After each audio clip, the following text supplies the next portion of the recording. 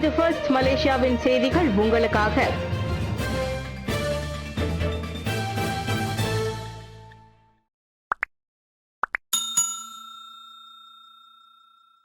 அம்னோவில் மீண்டும் இணைவதற்கு கடிதம் சமர்ப்பித்தார் கைரி. அம்னோ இளைஞர் பிரிவின் முன்னாள் தலைவர் கைரி ஜமாலுடன் கட்சியில் மீண்டும் சேர கோரி கட்சித் தலைவர் டத்தோஸ்ரீ அகமது சாஹித் ஹமீதிக்கு மேல்முறையீட்டு கடிதத்தை சமர்ப்பித்துள்ளார். ஞாயிற்றுக்கிழமை நடைபெற்ற கூட்டத்தின் போது அந்த கடிதத்தை பெற்றதாக அம்னோ தலைவர் சாஹித் ஹமீதி கூறினார். இந்த விண்ணப்பத்தை நான் தனிப்பட்ட முறையில் பெற்றுள்ளேன். மேலும் அதனை ஆராய்ந்து தகுந்த நடவடிக்கைக்காக டத்தோஸ்ரீ முகமது காலிட் நோடின் தலைமையிலான ஒற்றுமை குழுவிற்கு அனுப்புவேன் என்று சாஹித் தெரிவித்தார். வெளியேற்றப்பட்ட 3 ஆண்டுகளுக்கு பிறகு 50 வயதான கைரி அண்மையில் கட்சியில் சேர்வதற்கு மீண்டும் ஆர்வத்தை வெளிப்படுத்தினார். வெளியேற்றப்பட்ட அல்லது இடைநீக்கம் செய்யப்பட்ட முன்னாள் உறுப்பினர்களுக்கு நிபந்தனையின்றி அம்னோவுக்கு திரும்ப அனுமதிக்கும் வகையில் கட்சி அதன் கதவுகளை திறந்து வைப்பதாக மார்ச் 5ஆம் தேதி சாஹித் அறிவித்திருந்தார். இந்த முயற்சி கட்சியின் போராட்டத்தில் இணைய விரும்பும் எவருக்கும் திறந்திருக்கும் என்று தேசிய முன்னணியின் தலைவருமான அவர் கூறியிருந்தார். ஸ்லாங்கூர் மாநில தமிழ் பள்ளிகளுக்கு இடையே நடைபெற்ற தான் ஸ்ரீ விக்னேஸ்வரன் கிண்ண சதுரங்க போட்டி. ஸ்லாங்கூர் மாநில தமிழ் பள்ளிகளுக்கு இடையிலான தான் ஸ்ரீ எஸ். விக்னேஸ்வரன் கிண்ண சதுரங்க போட்டி மார்ச் 14ஆம் தேதி வெற்றிகரமாக நடைபெற்றது. ஷா அலாம் சுங்கைரெங்காம் தமிழ் பள்ளியின் மாநாட்டு மண்டபத்தில் காலை 9:30 மணிக்கு தொடங்கிய இப்போட்டியை ஸ்லாங்கூர் மாய்கா தொடர்பு குழுவும் மாநில தலைமை ஆசிரியர்கள் மன்றமும் இணைந்து நடத்தின. மாய்கா தேசிய தலைவர் தான் ஸ்ரீ எஸ். விக்னேஸ்வரன் தலைமை தாங்கி போட்டியை அதிகாரப்பூர்வமாக தொடக்கி வைத்தார். துணைத் தலைவர் டத்தோஸ்ரீ எம். சரவணன், உதவி தலைவர் டத்தோடி முருகையா உள்ளிட்டோரும் சிறப்பு வருகை புரிந்தனர். மொத்தம் 66 தமிழ் பள்ளிகளில் இருந்து 548 மாணவர்கள் பங்கேற்று தங்கள் சதுரங்க திறமைகளை வெளிப்படுத்தினர். இதில் 12 வயதுக்கு கீழ்ப்பட்ட பிரிவில் 370 மாணவர்களும் 9 வயதுக்கு கீழ்ப்பட்டவர்களுக்கான பிரிவில் 154 பேரும் பங்கேற்கின்றனர்.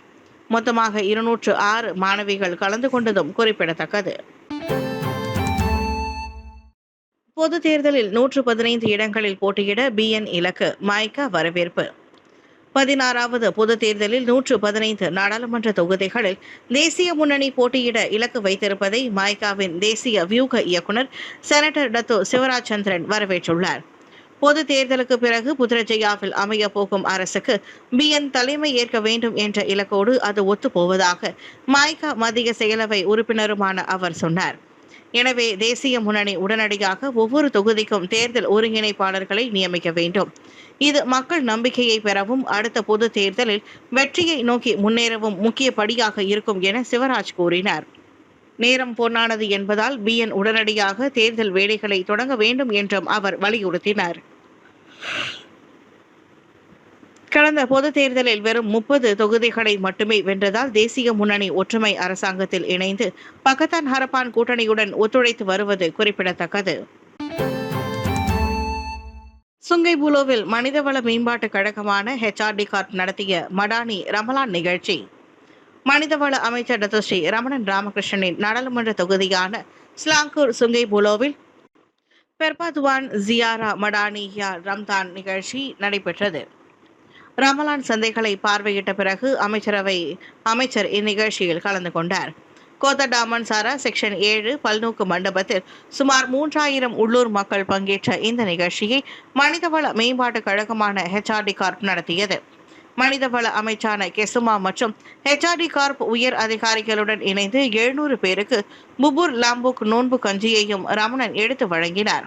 மேலும் அத்தியாவசிய பொருட்கள் அடங்கிய 1000 பக்குல் மடானி கூடைகளும் வழங்கப்பட்டன. அதோடு HRD கார்ப் CSR நிதியிலிருந்து 20,000 ரிங்கிட் நிதி 3 ஆதரவற்ற குழந்தைகளுக்கான இல்லங்களுக்கும் ஒரு தாஃபிஸ் மையத்திற்கும் வழங்கப்பட்டது. HRD கார்ப் நிர்வாக தலைவர் டத்தோ ஷாமிர் அசிஸ், சுங்கைபுலோ அம்னோ தலைவர் டத்தோ மெகட் ஃபிர்தாவஸ் மெகட் ஜூனிட் உள்ளிட்டோர் இந்நிகழ்ச்சியில் கலந்து கொண்டனர். பேராக் சுல்தான் நஸ்ரின் ஷாவை மரியாதை நிமித்தமாக சந்தித்த டத்தோஸ்ரீ ரமணன்.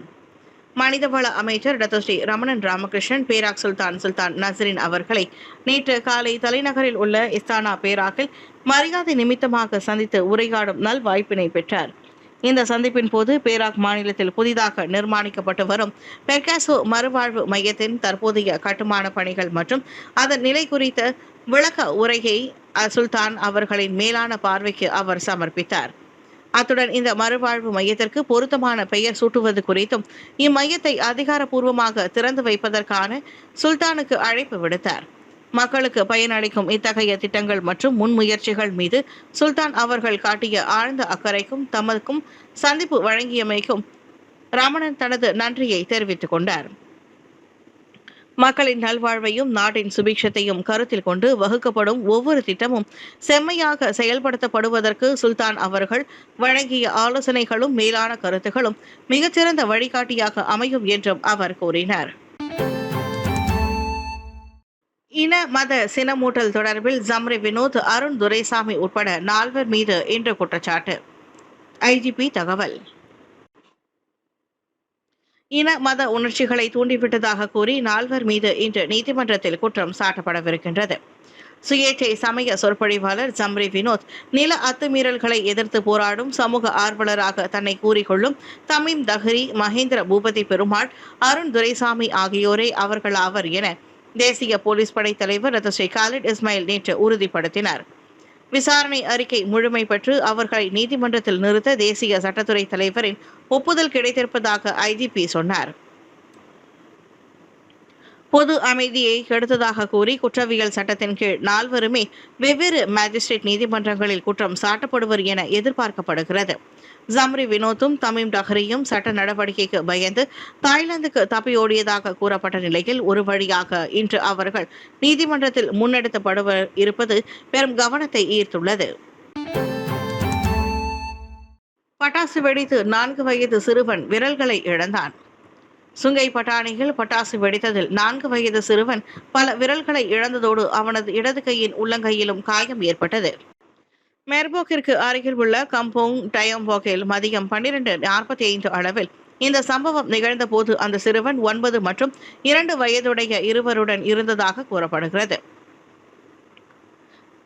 ஞாயிற்றுக்கிழமை பிற்பகல் மணி 2:15க்கு தஞ்சோங் டாவாய் போலீஸ் நிலையத்தில் கிடைத்த புகாரை தொடர்ந்து கோலமுடா போலீஸ் தலைவர் உதவி கமிஷனர் ஹான்யன் ரம்லான் இச்சம்பவத்தை உறுதிப்படுத்தினார்.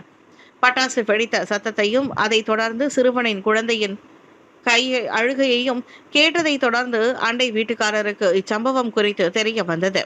பாதிக்கப்பட்ட சிறுவனை குடும்ப உறுப்பினர்கள் சிகிச்சைக்காக சுல்தான் அப்துல் ஹலீம் மருத்துவமனை கொண்டு சென்றனர்.